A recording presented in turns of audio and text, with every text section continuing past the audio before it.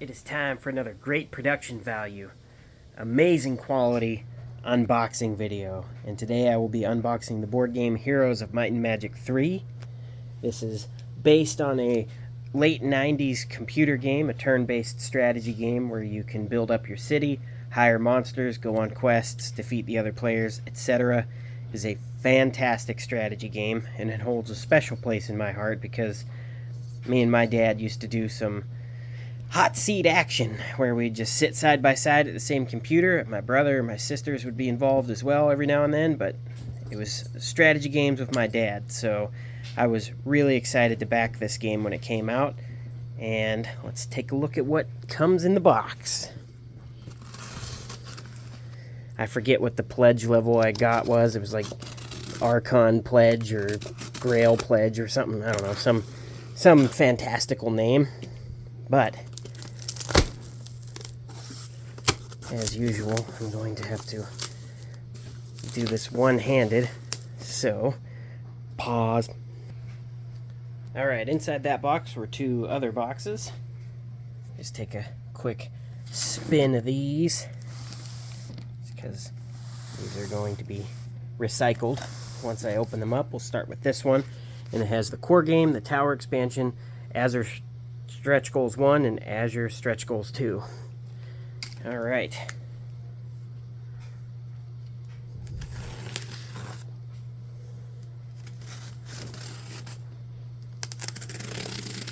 My box cutter needs a better blade.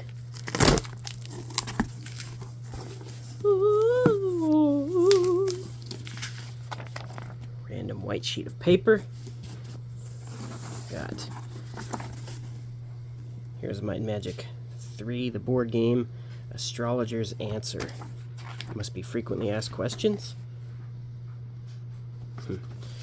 Okay, or rules summary. Not quite sure yet. And I'll pause this so I can cut the sides off of this box. Alright, I suppose I don't need to tell you when I'm pausing to cut open a box. It's a video, I can just do that. Anyway, before I get into showing off these boxes, I will tell you that if you are interested in this computer game, it is on various platforms. It's on Steam. Ubisoft has an HD remaster of the core game. Doesn't have any of the DLC or any of the extra monsters and stuff that came with the expansions on the old game, but if you go to goodoldgames.com, GOG, they have, and it's usually less than $6, they have the complete game with expansions, because that website takes old games that may not work on modern systems and actually makes them so they're emulated properly or run properly on today's technology. So first we have Heroes 3, the board game. This is the core box. Here's the back of the box, and it will come with some castle, necropolis, and dungeon heroes. And it looks like to be a tile-based game where I believe the tiles are face down until you explore. And there will be resource gathering, city building. There's different ways to keep track of that. Your hero, leveling up, artifacts, etc. So inside this box will be a rule book, a mission book, one tournament book, 3 player aid sheets, 20 map tiles, 3 town boards, 6 hero models, 1 round tracker, 1 combat board, 3 double-sided hero cards, 20 AI hero cards, 236 various cards, 120 tokens, and 100 acrylic cubes, and 8 custom dice. So a lot of content in this box.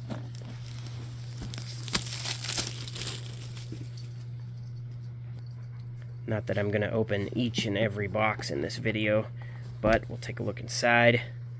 Rulebook. Ooh, kind of thick. Game setup. This is a really neat looking rulebook. Building your deck. I don't quite know how the game plays. I didn't watch any videos. I wanted to kind of be surprised when I got it. So I don't know what most of these components are, but here's the tournament book. Here's a mission book, which I'm assuming is probably just a campaign. And then we've got the player's aids. There's 3 of those. So then here's the tile sheets. Take those out. Ugh, cool.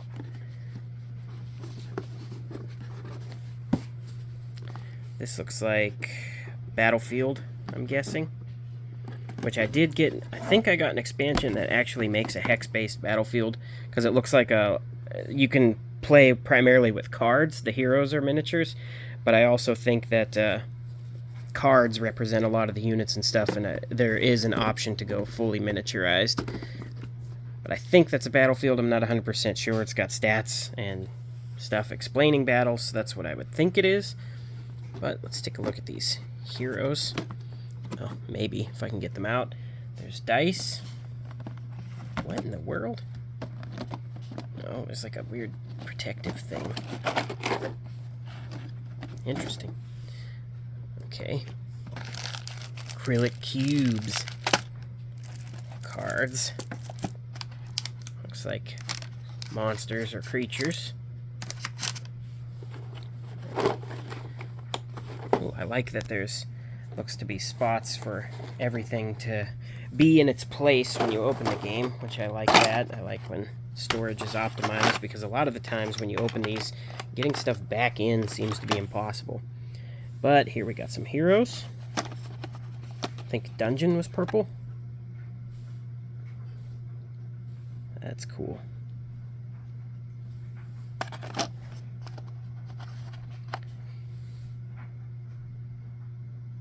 Castle is the humans. I never liked playing as them growing up, because it was like, I want monsters.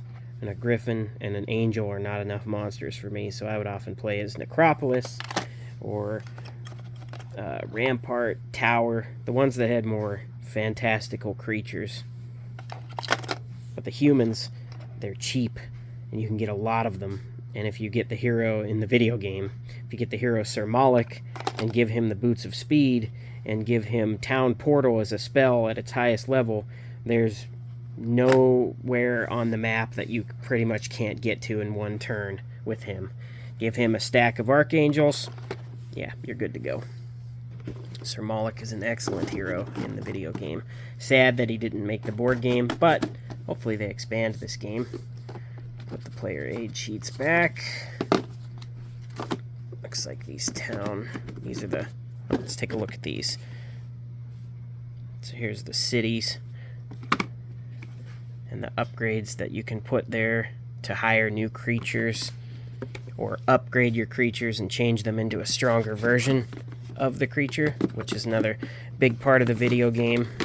It was, I don't know, it's a really cool game. I don't know how to explain how each little aspect of it makes it as great as it is, but Heroes of Might and Magic 3 is still one of the best turn-based strategy games available. I'm putting this away in a weird and wrong order. So we will take another look here at, I'm just going to put this in here for now. Watch me forget about it and be looking all over for the astrologer's answer. Okay. Then we have this expansion here, the Tower. They were heavy magic users in the game and had golems and stuff like that. And this one comes with the unit models because I went for the miniatures when I could. Looks really cool. Like I said, I'm not going to cut each box open like I did with the core set, because as I play, I'll introduce a little bit more now and then. But I will open this one here. Stretch goals. This one's props and neutral units. Here's the contents of this box. Stretch goal box. Let's take a look at the actual contents. I really should invest in some better gear so I'm not just one-handing every video I do. But got little props. Looks like resources, crystal, gold, morale. Looks like ultimate artifact.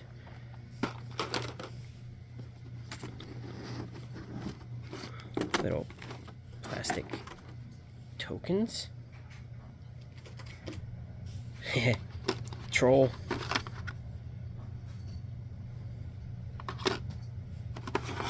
This looks like, I think, a ranger. The boar. The orc on the boar.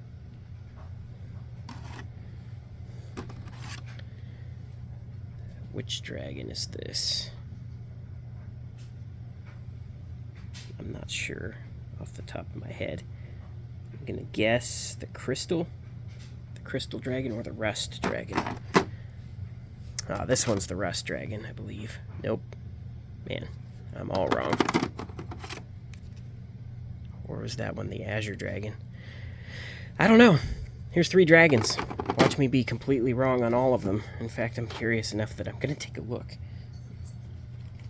Put this back in here.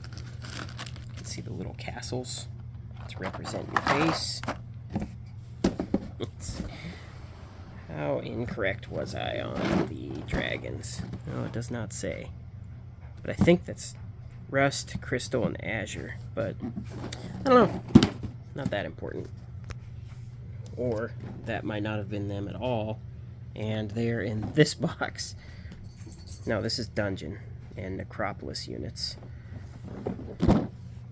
So the faction units, that's the castle, the dungeon, and necropolis. Yeah, it says so right there. Maybe if I read, I wouldn't have such terrible guesses. Alright, and then taking a look at this other box, the fortress, the battlefield expansion, the rampart, and the inferno. Alright, we've got the inferno expansion here. I never liked playing as these guys because they had the GOG unit.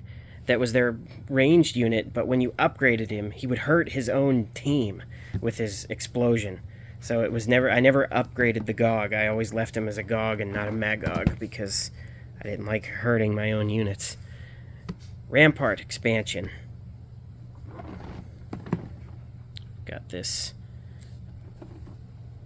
Each one looks like it comes with more tiles for the game itself.